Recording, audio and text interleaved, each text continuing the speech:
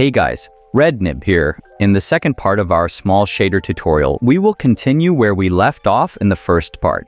In this part, we will improve our water shader by adding sky reflection to it.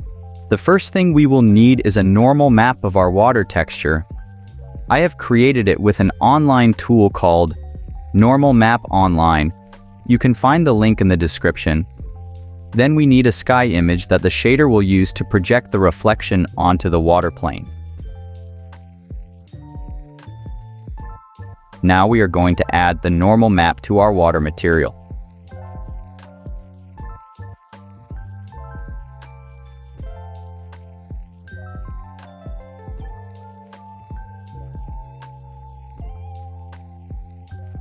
Great, now that we have all the assets we need, we can proceed with changing the vertex shader. Replace the old vertex shader code with the new one. You can find the new vertex shader code in the description. This time we will also replace the default fragment shader with the new one. Again, the fragment shader code is in the description. The fragment shader is responsible for all the reflection. The vertex shader only transforms the vertices of the plane. Don't forget to recompile the shader. Now you can see the water plane has changed. Next, we have to sync the uniforms in the material inspector. Doing this will display all uniforms defined in the shader. In the last video, we were editing the values inside the shader, but we can also edit them inside the material inspector when they are defined as uniforms. This is a lot nicer. Finally, the last step before we can adjust our water shader is to add the sky texture to the shader. Currently, there is not much reflection going on, so let's tweak some settings. The reflection strength determines how much reflection will happen. As in the last video, wave strength determines how strong the waves are.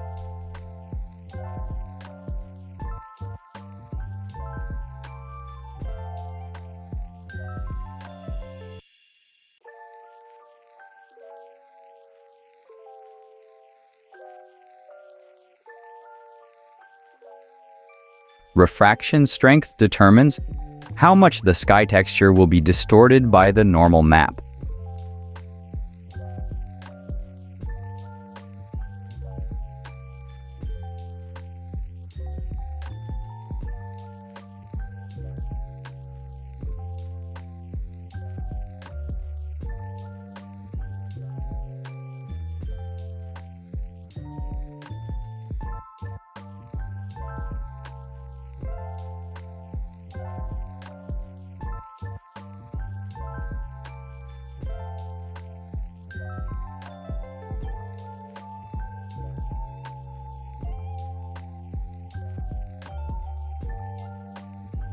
And that's it. Now we have a water shader that generates waves and reflection.